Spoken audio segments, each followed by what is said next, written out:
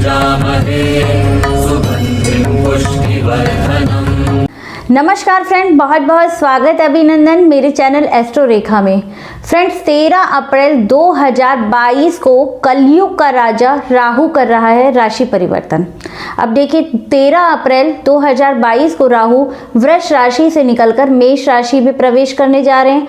वो वहां पर 18 महीने तक रहेंगे। जैसा कि आप सबको मालूम ही है कि राहु और केतु हमेशा वक्री चलते हैं, तो इससे पहले ये वृष राशि में थे, अब वहां से ये मेष राशि में प्रवेश कर जाएंगे।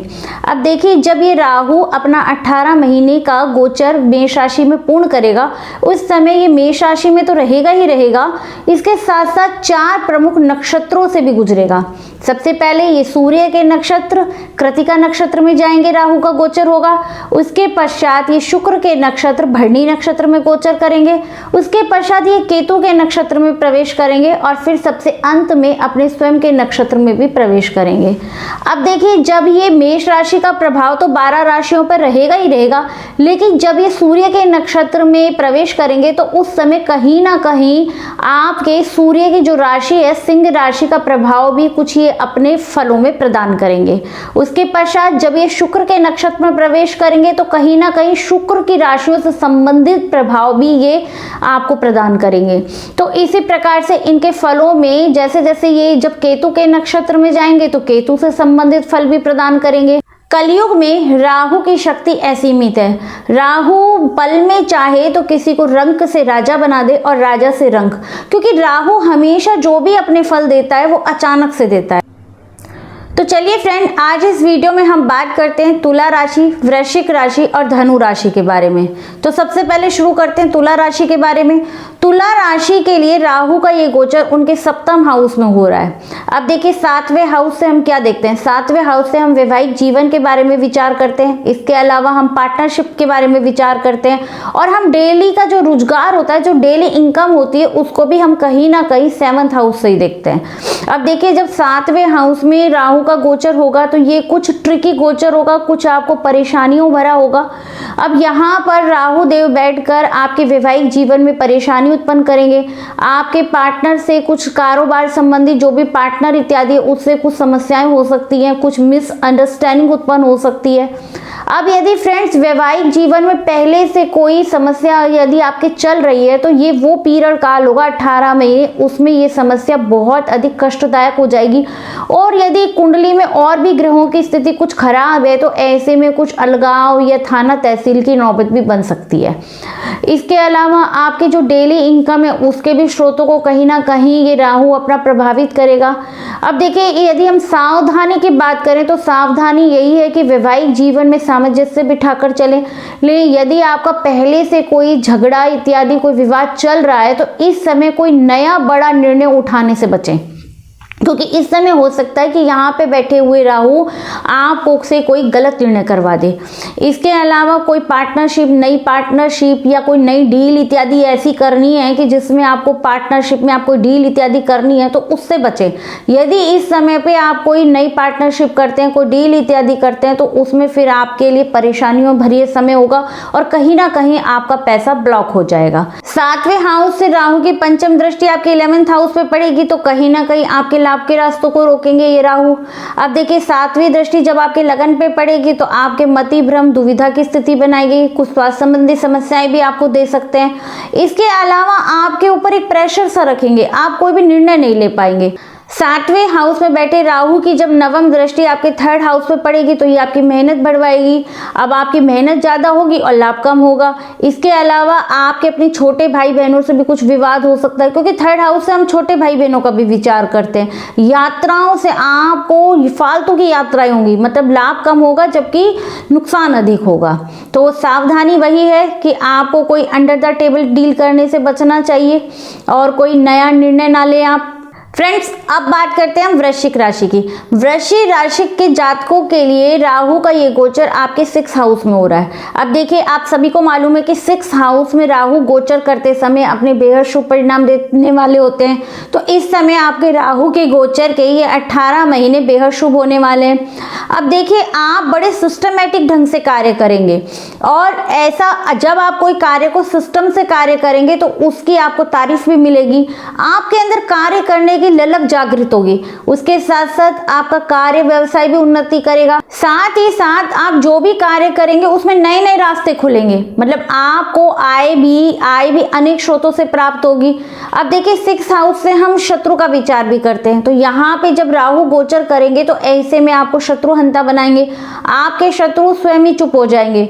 और यदि कहीं आपकी कुंडली में मंगल की स्थिति भी अच्छी हुई और दशा आपकी फेवर की हुई तो ये कहना अतिशयोक्ति नहीं होगा कि आपके शत्रु आपके नाम से कांपेंगे। 6 हाउस का राहु कंपटीशन के लिए भी काफी अच्छा होता है। अब देखिए, यदि आप कोई कंपटीशन की एग्जाम की तैयारी कर रहे हैं तो उसमें आपको सफलता मिलेगी। यदि आपको पुराना रोग काफी लंबे समय से परेशान कर रहा था, क्योंकि 6 हाउस से हम रोग को भी देखते हैं, तो यहाँ पे जब राहु गोचर करेंगे तो आपको उस रोग से संबंधित रिलीफ अवश्य प्रदान करेंगे। आपको यदि कोई डॉक्टर की बीमारी समझ पहले नहीं आ रही थी तो अब उसका डॉक्टर को बीमारी समझ में आ जाएगी और आपको इलाज मिल जाएगा। इसके अलावा दवा आपको फायदा करेगी। मतलब कोई चीज आपको कोई रोग परेशान कर रहा था और दवा आपको काम नहीं कर रही थी, तो इस समय में राहु यहाँ होकर आपको स्वास्थ्य प्रदान करेंगे। ये अब देखिए, 6 हाउस से हम कोर्ट कचहरी वगैरह भी देखते हैं। यदि आपके ऊपर कोई केस इत्यादि चल रहा था तो वहां भी आपको रिलीफ प्राप्त होगा। यदि आप किसी प्रकार के कोई कर्जे इत्यादि से परेशान थे तो वहां पे भी आपको फायदा होगा, कर्जा आपका चुक जाएगा। और यदि कहीं 12th हाउस में कोई शुभ ग्रह बैठा हुआ, उसको 6 हाउस को कोई दृष्टि दे रहा है तो ये गोचर काल आपके लिए अति शुभ होने वाला है। अब देखिए, वही बात मैं दोबारा कहूंगी, एक बार मंगल की स्थिति और आपकी दशा को जरूर देख लीजिए। अगर मंगल आपके ठीक से प्लेस है और दशा आपके फेवर की है तो फिर तो ये 18 महीने वृश्चिक राशि के जातकों आपकी वैसे भी बल्ले बल्ले होने वाली है। वृश्चिक राशि के बारे में मैंने जो वार्षिक राशिफल का जो पहले वीडियो बनाया था, वार्षिक राशिफल 2022 वृश्चिक राशि का, तो उसमें मैं पहले ही बता चुकी हूँ कि वृश्चिक राशि के लिए साल 2022 बेहद शुभ जाने वाला है। अब देखिए, 6 हाउस से राहु की जब 5वीं दृष्टि आपके 10th हाउस पे पड़ेगी तो कारोबार में वृद्धि होगी, कारोबार में सफलता प्राप्ति होगी, साथ ही साथ नए नए रास्ते खुलेंगे आपके लिए। जब यहाँ पे 6 हाउस से राहु की 7वीं दृष्टि आपके 12th हाउस पे पड़ेगी तो आपके थोड़े खर्चे तो बढ़ेंगे, लेकिन विदेशों से यदि आप कोई डील कार्य करते तो उसमें आपको फायदा प्राप्त होगा। अब देखिए, 6 हाउस से राहु की 9वीं दृष्टि जब आपके 2nd हाउस में पड़ेगी तो आपके कुटुंबजनों से थोड़ा विवाद करवा सकता है, थोड़ा बैर करवा सकता है, बड़े भाई बहनों से झगड़ा करवा सकता है। लेकिन ये आय के मामले में बेहद अच्छा होने वाला है। आपको लगातार नियमित रूप से आय यहाँ से गोचर करते समय राहु प्रदान करते रहेंगे। अब बात करते हैं हम धनु राशि की। धनु राशि के लिए राहु का ये गोचर आपके 5th हाउस में हो रहा है। अब देखिए, 5th हाउस से हम क्या देखते हैं? 5th हाउस से हम लव रिलेशनशिप को देखते हैं, संतान के बारे में विचार करते हैं। इसके अलावा हम शिक्षा, बुद्धि, इस सब का विचार करते हैं। अब देखिए, यहाँ पे रह के राहु आपके एक से अधिक लव रिलेशनशिप करवाएगा। आपके प्रेम संबंधों में कुछ अधिक रुचि हो सकती है। इसके अलावा 5th हाउस में राहु का गोचर, आप यदि कोई दंपति जो संतान इत्यादि के लिए इच्छुक थे वो इस समय संतान प्राप्ति उनको हो सकती है, योग बन सकते हैं और आप कंसीव कर सकती हैं महिलाएं। इसके अलावा ये यदि जो विद्यार्थी वर्ग है उनको शिक्षा में सफलता देने वाला होगा। अब देखिए, 5th हाउस में राहु रह के आपकी एनर्जी, यदि आप लव रिलेशन में पढ़ते हैं तो फिर वो आपकी एनर्जी लव रिलेशन में ही लगवा देगा सारी। यदि आप पढ़ना लिखना चाहते हैं तो आपकी एनर्जी को पूरी को पढ़ने लिखने में लगाएंगे। अब देखिए, ये चूंकि 5th हाउस में राहु रह के कुछ आपकी संतान से अनबन करवा सकते हैं, कुछ संतान से किन्हीं विषयों पर आपका मतभेद हो सकता है। अब इसके अलावा 5th हाउस से हम पूर्व संचित कर्मों को भी देखते हैं। तो यहाँ पे राहु का गोचर कुछ आपके ऐसे काम बना देगा कि जो कि आपने सोचे भी नहीं होंगे, और आपकी जब वो काम बन जाएंगे तो आप बाद में सोचेंगे कि यार मैंने तो इन कामों के लिए अधिक मेहनत ही नहीं करी और मेरे वो कार्य बन गए। तो कहीं ना कहीं आपके पूर्व संचित कर्मों से आपके कुछ कार्य बनेंगे। इसके अलावा धन के मामले में भी ये गोचर काफी अच्छा रहने वाला है। यदि हम सावधानी की बात करें तो एक बार आप मंगल की स्थिति को जन्म पत्रिका में अवश्य देख लें। इसके अलावा आप दशा को भी देख लें। यदि मंगल की स्थिति आपकी जन्म पत्रिका में अच्छी है और दशा आपके फेवर की है तो ऐसे में आपको इसके अधिक से अधिक पॉजिटिव रिजल्ट मिलेंगे। और यदि कहीं मंगल की प्लेसमेंट कुछ आपकी जन्म पत्रिका में कुछ खराब है या फिर दशा आपके फेवर की नहीं है तो फिर ऐसा भी हो सकता है कि आपके अपनी संतान से कोई किसी विषय पर विवाद हो सकता है। यदि आपने कोई गर्भ धारण इत्यादि कर रखा है तो इसमें आपको कुछ समस्याएं हो सकती हैं, कुछ सेहत संबंधी समस्याएं हो सकती हैं। तो ऐसे में सावधानी की बात करें तो यही है कि आप संतान का अपनी का ध्यान रखें, साथ ही साथ जो गर्भिणी जो महिलाएं हैं वो अपने और अपने शिशु का अधिक से अधिक सेहत का ध्यान रखें। पांचवें हाउस से राहु की जब पांचवी दृष्टि आपके नवम भाव में बढ़ेगी तो ये आपके भाग्य को बढ़ाने वाले होंगे। जब पांचवें हाउस से राहु की सातवीं दृष्टि आपके 11th हाउस पर पड़ेगी तो धन के मामले में ये गोचर काफी अच्छा होने वाला है। अब देखिए पंचम हाउस में राहु आपको धन के मामले में अच्छा फल प्रदान करेंगे, आपके कारोबार में उन्नति भी करेंगे।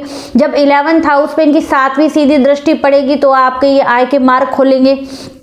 अब देखिए पंचम हाउस से जब राहु की नवी दृष्टि आपके लगन पे पड़ेगी तो कुछ आपके मति भ्रम की स्थिति बनाएंगे, आप निर्णयों को नहीं ले पाएंगे, आप थोड़े से दुविधा में रहेंगे और गुस्सा आपका कुछ बढ़ जाएगा।